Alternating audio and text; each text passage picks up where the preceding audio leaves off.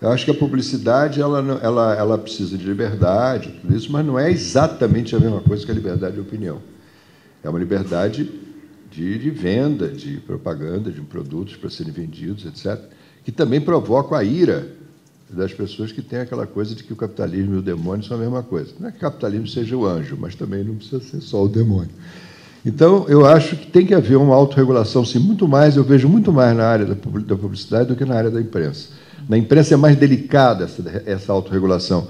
Na história do cinema, houve um período da censura americana em que os produtores se autorregularam durante um tempo, os anos 30, etc., e que gerou também uma censura disfarçada muito forte, né? Você não podia dar beijo na boca se não fosse casado, e mesmo se fosse... Uma série de coisas que prejudicaram muito a liberdade nos Estados Unidos. Então, eu acho sutil a autorregulação na imprensa, muito delicada, que tem que ser feita. Na publicidade, eu acho talvez mais fácil. Eu acho que um CONAR aprofundado e aperfeiçoado seria legal. A lei do audiovisual, por exemplo, é uma lei que ela independe do governo, pode ser feito por iniciativa privada, empresas privadas, etc. Tem gente que pega dinheiro só de Petrobras, Caixa Econômica, BNDES, etc. Mas eu não acho que chega a ser um problema isso. Não há um problema de censura ou de,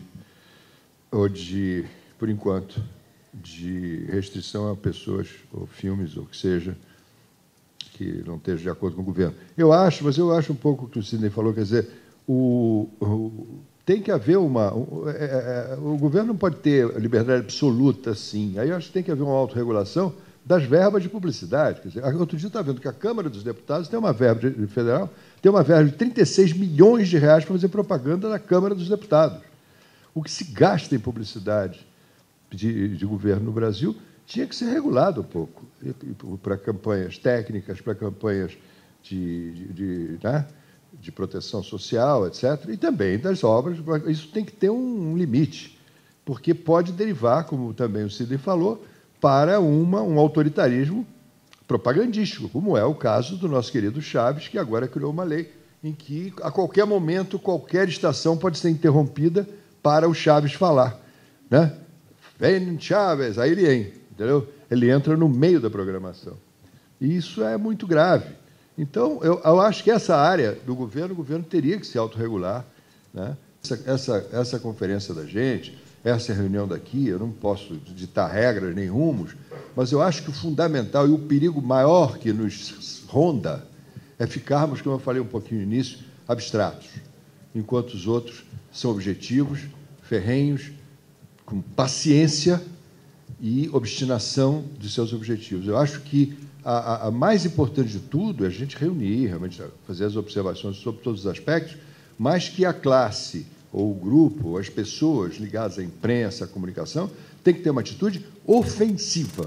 Não pode ser defensiva nem de vítimas, de que talvez a democracia seja desvirginada, percamos a liberdade. Não, temos que exigir isso, combater os indícios, porque os indícios estão todos aí.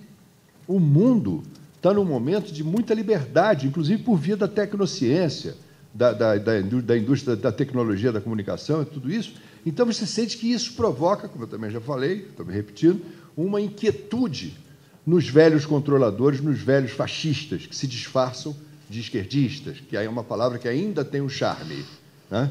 Então, eu acho que a nossa atitude, eu não sei qual é o que fazer, porque é muito difícil a gente traçar um programa de trabalho, mas eu acho que tem que ser um trabalho da imprensa sistemático de combate a priori a isso.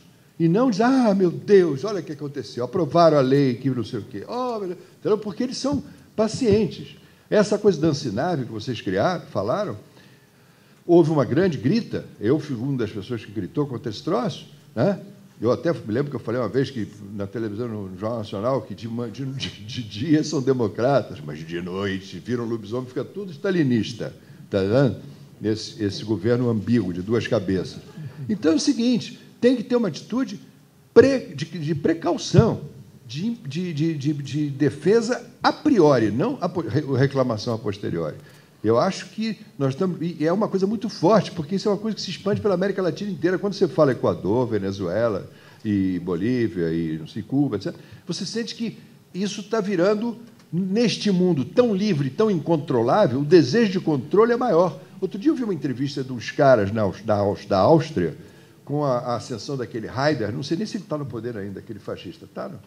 Bom, em suma, os caras dizem, ninguém aguenta mais a democracia, a gente quer chefes, a gente quer diretrizes, a gente quer ditador, a gente quer ditador, porque o ditador ele te dá uma sensação de sentido para a vida. O mundo está muito desprovido de clareza, de sentido, de esperança. Então, é em cima disso que surgem os populismos, os fascismos disfarçados de esquerdismo, etc. Então, eu acho que a atitude da imprensa, dos meios de comunicação, tem que ser defensiva antes, tem que ser de ataque e não de vitimização. O que você falou me toca, esse negócio de tangenciando o perigo. Nós estamos tangenciando o perigo, sim.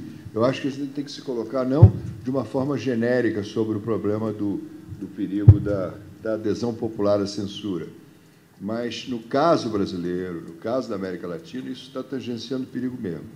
E eu acho que não é tão difícil conseguir isso, não, porque a democracia é um conceito muito sofisticado, é um conceito de alta classe, é um conceito da norma culta. É muito fácil se cair na ideia de que o autoritarismo é necessário, principalmente junto às camadas menos ilustradas, menos educadas, menos cultas. Tem um célebre trecho dos irmãos Karamazov, famoso, o grande inquisidor, onde o sujeito diz que Cristo critica Cristo, dizendo que o que vocês estragaram é que vocês ensinaram que a liberdade, o livre-arbítrio existe. Nós queremos a submissão. Islã quer dizer submissão. A palavra traduz-se por submissão, né? Então, quer dizer, o desejo de um autoritarismo num país da América Latina, pobre, sem cultura, com uma educação miserável como é a nossa, é muito perigoso, tangencia muito um perigo real. Por isso que eu volto a falar, sem querer bancar o Zé Dirceu da liberdade da imprensa, mas eu acho que tem que ter uma atitude realmente agressiva em relação a isso e evitando que isso possa vir a acontecer, porque pode acontecer.